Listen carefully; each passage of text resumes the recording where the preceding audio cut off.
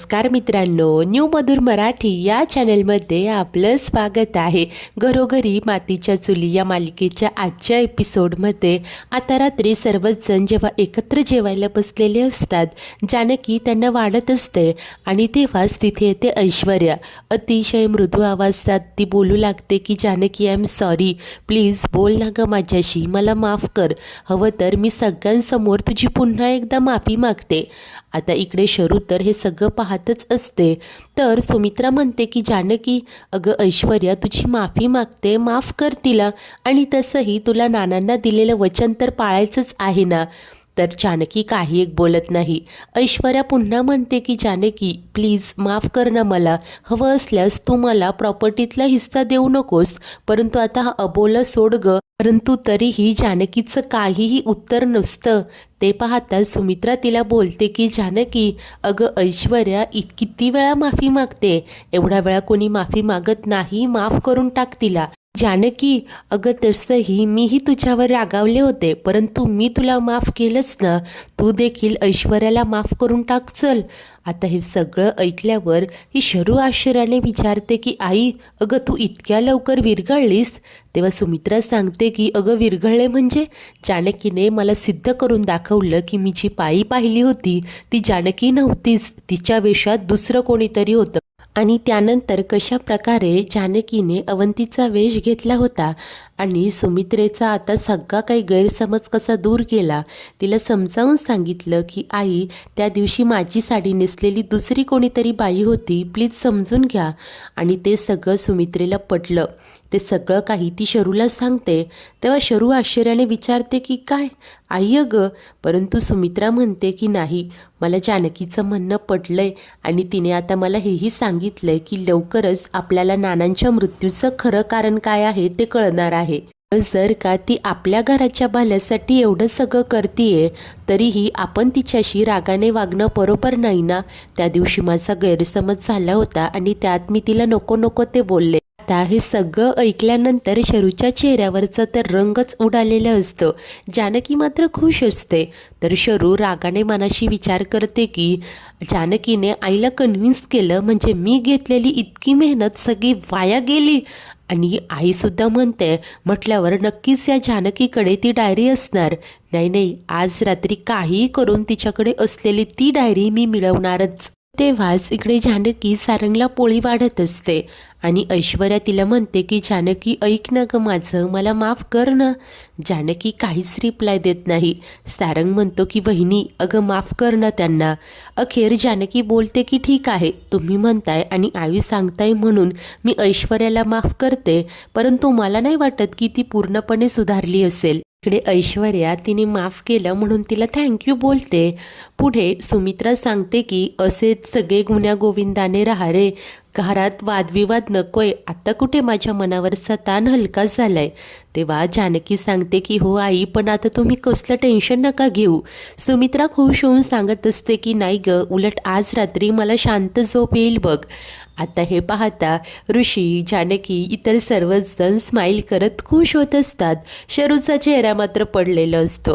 नंतर काही वेळाने सर्वच जण आपापल्या खोल्यांमध्ये झोपलेले असतात. सगळीकडे अंधार असतो आणि तेव्हाच आतमध्ये मास्क आणि कॉस्ट्यूम घालून एंटर करतात शर्वरी आणि राहुल. आता राहुल बोलतो की ऐश्वर्या कुठे? तर शरू सांगते की अरे मी तिला मास्क आणि कॉस्ट्यूम दिला, येतच असेल ती. आणि इतक्यात मास्क आणि कॉस्ट्यूम घालून वरून अजून कोणीतरी एक जण येत असतं.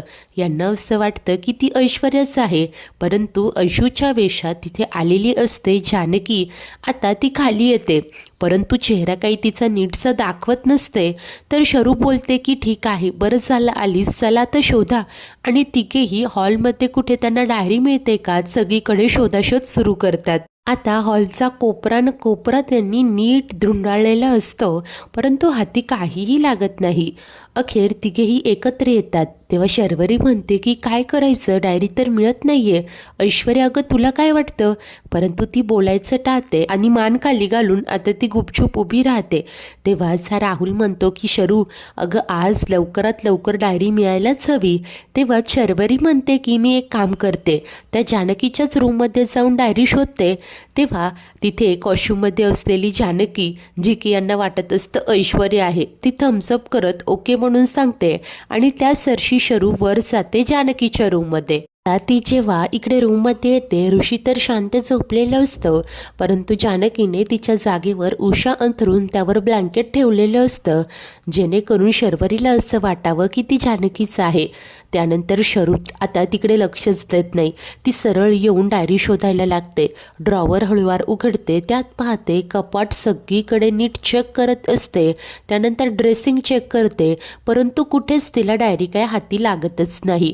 ती विचार करते की कुठे ठेवली असेल या जानकीने डायरी, ती डायरी उषाशी घेऊन झोपली असेल का. असं पुटपुटत ती आता जानकीच्या जवळ येते आणि उशीखाली चेक करणार. इतक्यात जानकीच टॉर्च चमकवत तिला म्हणते की चल, नाहीये ना डायरी. तेव्हा शरू देखील आता नाही असं सांगत तिथून तिच्यासोबत खाली येते. राहुल बोलत असतो की सगळीकडे शोधलं, किचनमध्ये, हॉलमध्ये, आईंच्या रूममध्ये, परंतु कुठेच काही सापडत नाहीये. वर शरू सांगते की होय, आम्ही दोघींनी देखील सगळीकडे शोधलं, परंतु डायरी नाहीये. कुठे ठेवू शकते ती डायरी. आणि ती खूप विचार करत असते. इकडे कॉस्ट्यूममध्ये असलेली जानकी काही एक बोलत नाही, ती गप्प गप्पच असते, फक्त खाणाखुणा करत असते. आणि इतक्यात या शरूला काहीतरी सुचतं. ती बोलते की देवघर. जानकी ती डायरी देवघरातच ठेवू शकते. मिनिट तुम्ही थांबा, मी बघते असं सांगून ही शरू घाईघाईने देवघरात येते आणि आता तिथे देखील सगळं नीट चेक करत असते. ड्रॉवर्स, कपाट ती उघडते आणि त्यानंतर ती मेन देवघराकडे येते आणि तिथेच त्या पाटाखाली ती जेव्हा हात ठेवते तिथे तिला ती डायरी लागते आणि खरंच जानकीने तिथेच मुद्दामहून ती डायरी ठेवलेली असते. आता डायरी आहे हे कळतात शरू खूप खुश होते. काहीने ती डायरी घेऊन ती खाली येते आणि राहुलला अतिशय खुश होऊन सांगते की राहुल, डायरी मिळाली. हे बघ ऐश्वर्या, डायरी मी म्हणत होते ना, बघ मी जे बोलते ते करून दाखवतेस. ती जानकी मला खूप अंडर एस्टिमेट करत होती ना. काय गे जानकी, अगं तुझ्याकडे असलेला शेवटचा पुरावा देखील मी मिळवला आणि आता तो मी नष्ट करून दाखवणारच. आणि आता लगेच ती डायरी ती ऐशू समजून जानकीच्याच हातात देऊ करते आणि म्हणते की ही डायरी जाळून टाक, ही लगेच जाळून टाक असं ती बोलत असते. तेव्हा जानकी आता डायरी हातात घेते आणि म्हणते की सॉरी वंस. आणि लगेच शरू आता धक्क्याने पाहू लागते. जानकी लगेच डोक्यावरची कॅप खाली करते आणि तिचा चेहरा आता दिसत असतो. ती जानकी आहे हे कळल्यानंतर राहुल आणि शरूच्या पायाखालची तर जमीनच जणू सरकते. त्यानंतर जानकीने आता ती डायरी हातात घेतलेली असते. रागाने ती शरूकडे लुक देत असते. शरू लगेच राहुलला खुणावते आणि दोघेही तिथून बाहेर पळतात. दोघेही धापा टाकत बाहेर पळत सुटतात. बाहेर आल्यानंतर राहुल म्हणतो की शरू अगं तू हे काय केलं, ती डायरी तू जानकीच्याच हातात दिली. शरू अगं तुला कळलं नाही का, ती ऐश्वर्या नाही तर जानकी आहे म्हणून हे काय केलं, डायरी त्या जानकीच्याच हातात दिली. तेव्हा शरू ही चिडचिड करत बोलते की नाही रे, नाही कळलं मला, तूच सांग ना, मला कसं कळेल की ती ऐश्वर्या नाही तर जानकी आहे. मुळात त्या जानकीला आपला हा सगळा प्लॅन कळलाच कसा. राहुल म्हणतो की शर्वरी आता हा विचार नको करूस, तर हा विचार कर, आत्ता आपण जे रंगे हात पकडलो गेलोय ना, त्यातून कसं निसटायचं. त्या जानकीला ते कपडे आणि सगळं मिळालंच कसं असं तो वैतागून बोलत असतो.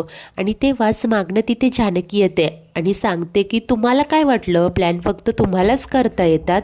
मुळात शर्वरी वंश जेव्हा ऐश्वर्याला सगळा प्लॅन सांगत होत्या तेव्हा मी ऐकलं, म्हटलं आपण पण प्लॅन करावा, शर्वरी वंशांकडून काहीतरी शिकावं. म्हणूनच तर मी मग ऐश्वर्याच्या रूममध्ये गेले, मास्क आणि कपडे चोरले. बिचारी ऐश्वर्या, तिला तो मास्क काही मिळालाच नाही. नंतर तिला गुंगी आली आणि ती बेशुद्ध झाली. नंतर मी अशी मस्त तयार झाले आणि शर्वरी वंशांच्या मदतीसाठी आले. काय तुम्ही तर माझ्या रूममध्ये देखील डायरी शोधायला गेला होतात ना? काय झालं, मिळाली का डायरी? तुम्हाला काय वाटलं की तिथे मी झोपले? नाही, मी सगळं मस्त सेट केलं होतं. अहो, तुमची जानकी वहिनी आहे मी. शर्वरी वंशांकडून काहीतरी शिकणारच ना. किती छान वाटतंय. मी तुमची हेल्प केली डायरी शोधायला? नाही, उलट तुम्ही माझी हेल्प केली डायरी शोधायला. ती डायरी अशी अलगद माझ्या हातात आणून ठेवली. वा वंश, बरं का, आता पुन्हा ती डायरी शोधण्याचा प्रयत्न करूच नका, कारण ती शोधण्यासाठी तुम्ही आकाश पाताळ जरी एक केलं ना, तरी आता ती डायरी तुमच्या हाती लागणारच नाही. चला आता बाय, असं बोलून जानकी तिथून निघून जाते. राहुल मात्र वैतागत शट असं बोलत पाय आपटत असतो. त्यानंतर थोड्याच वेळाने सुमित्रेला जाग येते. ती पाणी आणण्यासाठी म्हणून रूमच्या बाहेर येते. पाहते तर काय, मेन डोअर तिला ओपन दिसतो. त्यामुळे ती खूप घाबरते आणि लगेच जोरजोराने आवाज देत म्हणत असते की ऋषिकेश, जानकी, सारंग, सौमित्र, अरे बाहेर या सगळे. तिच्या आवाजाने आता प्रत्येक जण हॉलमध्ये जमा होतो. तेव्हा सुमित्रा सांगत असते की अरे बघताय ना, आपल्या हॉलचा हा मेन डोअर उघडाच आहे. हे ऐकून शर्वरी आणि राहुल एकमेकांकडे पाहत असतात. तर जानकी मात्र सांगते की आई होय, कारण आपल्या घरात 2 चोर आले होते. सर्वच जण आश्चर्याने बोलतात की काय काय सांगते काय? तर सुमित्रा म्हणते की काय, अगं पण ते चोर दरवाजा उघडून आपल्या घरात आलेच कसे? तेव्हा जानकी उत्तर देते की कारण आई, अहो ते चोर आपल्या घरातलेच होते. तर सर्वच जण आता जानकीकडे आश्चर्याने पाहत असतात. तेव्हा ती सांगते की होय आई, मी तुम्हाला सगळं काही सांगते. मला माहिती आहे तुमचा विश्वास बसणार नाही, परंतु आपल्या घरात जे 2 चोर आले होते ते दुसरे तिसरे कोणीही नसून शर्वरी वंश आणि राहुल भाऊजीच होते. शरूला काय उत्तर द्यावं कळेनासं होतं. सुमित्रेला तर धक्काच बसतो. पुढे जानकी सांगत असते की होय आई, माझ्याकडे असलेले सगळे पुरावे शर्वरी वंशांनी नष्ट केले होते. त्यानंतर मी त्यांना सांगितलं की माझ्याकडे एक सबळ पुरावा आहे, तो म्हणजे नानांची डायरी. नानांच्या बाबतीत जे काही घडलं ते सगळं त्यांनी त्या डायरीत लिहून ठेवलं. मी शर्वरी वंशांना सांगितलं आणि मग काय, रात्री जेव्हा सर्वच जण गाढ झोपलेले असतील तेव्हा येऊन ती डायरी चोरायची असा प्लॅन यांनी केला. नशीब जेव्हा हा सगळा प्लॅन त्या करत होत्या तेव्हा मी ऐकलं आणि मी सुद्धा यांच्यात सारखा पेहराव केला, कॉस्ट्यूम घातला आणि यांच्यात सामील झाले. मी सुद्धा यांना ती डायरी शोधण्यात खोटी खोटी मदत करत होते. मग काय, गाफील होऊन शर्वरी वंशांनी ती डायरी माझ्याच हातात दिली. अहो, शर्वरी वंश आणि राहुल भाऊजींनी ती डायरी शोधण्यासाठी एवढा खटाटोप केलाय, यावरून हेच सिद्ध होतं की गुन्हेगार तर हेच दोघे आहेत. सर्वच जण आश्चर्याने जानकीचं बोलणं ऐकत असतात. सर्वच जण धक्क्यात असतात. तेव्हा चरू मात्र म्हणते की वहिनी, तुझं बोलून झालं असेल तर आता मी बोलू का? जानकी सांगते की हो बोला ना वंश. तेव्हा शरू म्हणते की मी इथे या घरात आल्यापासून वहिनीच्या डोळ्यात खुपते आणि ऑफकोर्स ऑब्वियस आहे, याला काही रिझन्स आहेत.